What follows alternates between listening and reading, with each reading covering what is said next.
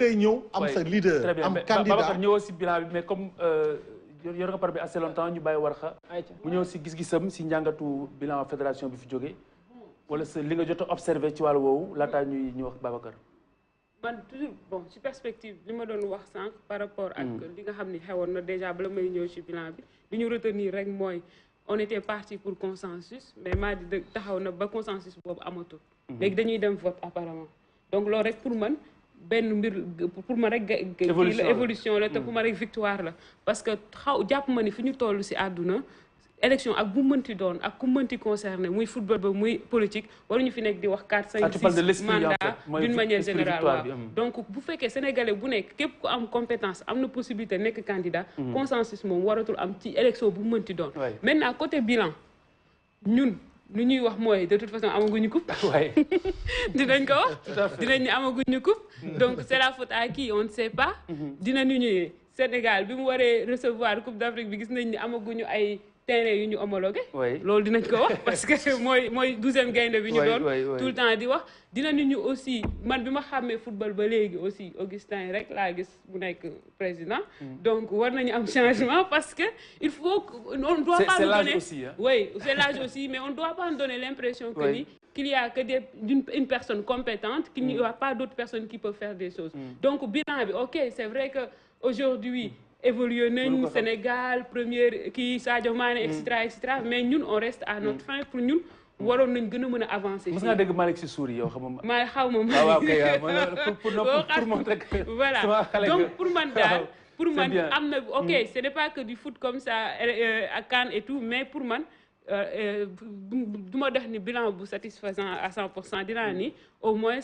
amuñu coupe quoi parce que gis naa bu ñuy def comparaison. ñu def. fédération bi def beneen équipe beneen réew. ñooñu am nañ ay coupe mais ñun am nañu coupe nag am nañu coupe si tefes gi. waaw moom loolu bis chocolat xam nga léegi ñu ngi remettre même en cause seen participation. alors que ñoom ñoo fi indi coupe. waaw ci ban part est-ce que ñoom sax waruñu am fédération je ne sais pas je n'irai pas jusque là. est-ce que loolu football la et tout comme que basket. est-ce que football la kay. waaw mais bon footballu plage la bokkul ak football yii nii mais ñun bu ñu wax fédération football li ñuy gis mooy équipe nationale ak yeneen nawetaan yeeg ñoomi seen mais ci perspective kii boobu amuñu coupe. oui c'est vrai amuñu coupe donc foofu laa teg bilan bi. ban bilan ngay tiré en tant que observateur li question bilan parce que généralement de façon globale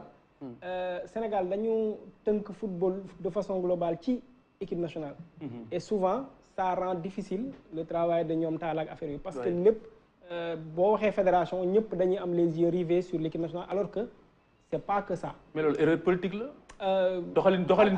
bi moo jur loolu perception bi nit ñi am ak affaire yooyu ak doxalin bi effectivement boo xoolee même sur le plan état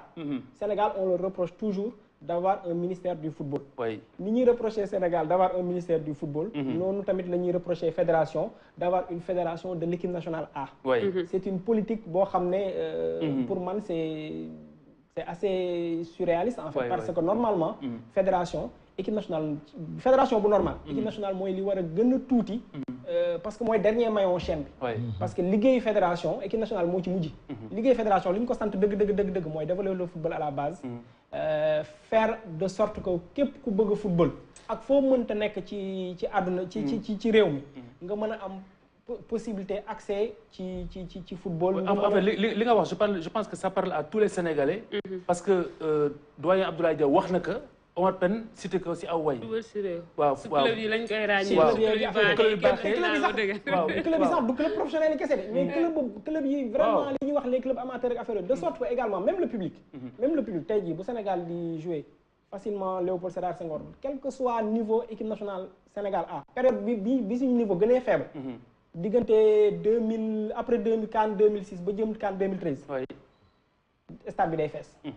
c'est-à-dire que les gens viennent nit ñi bëgg nañ football mais malheureusement bu championnat sur le plan local di am ak affaire yooyu gradin yi vide ça veut dire que y a une perception tey jii bu des pour man nag bu ñuy wax ci wàllu bilan ci ñaari aspect laa koy natt benn bi mooy dafa am nuance bu gàtt entre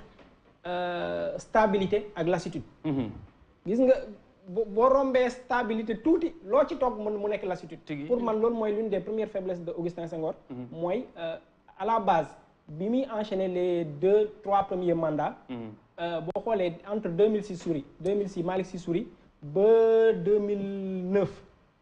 Diagne Ndiaye comité de normalisation on a eu beaucoup de présidents il y a eu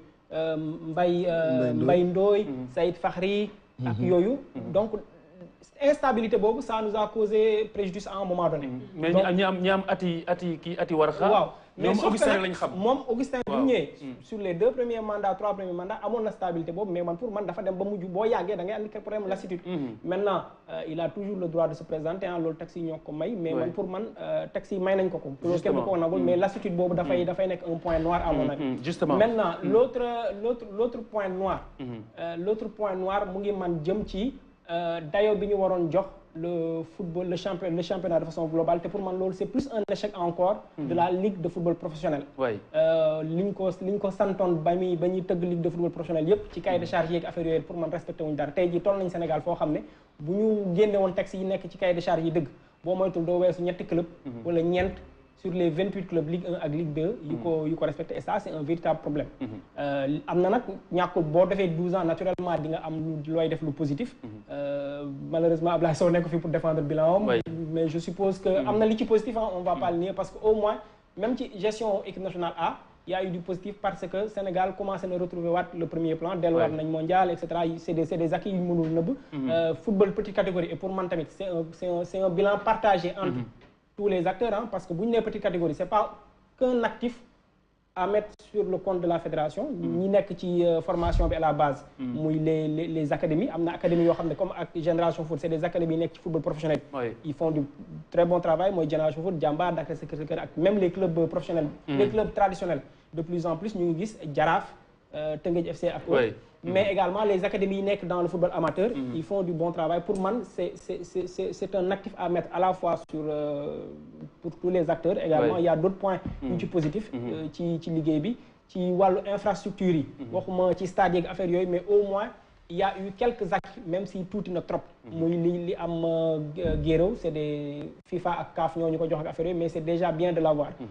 ci wàllu représentation Sénégal à l'étranger à l'international gis nañu te également on est de plus en plus présent ci commission yi on a un poste ci vice-présidence CAF pour man yooyu yëpp c'est peut-être des acquis yoo xam ne quelle que soit l'équipe qui est là par la suite c'est des acquis à consolider et à renforcer. Très bien alors Talla ñu ñëw ci candidature Madi Touré tey lan mooy légitimité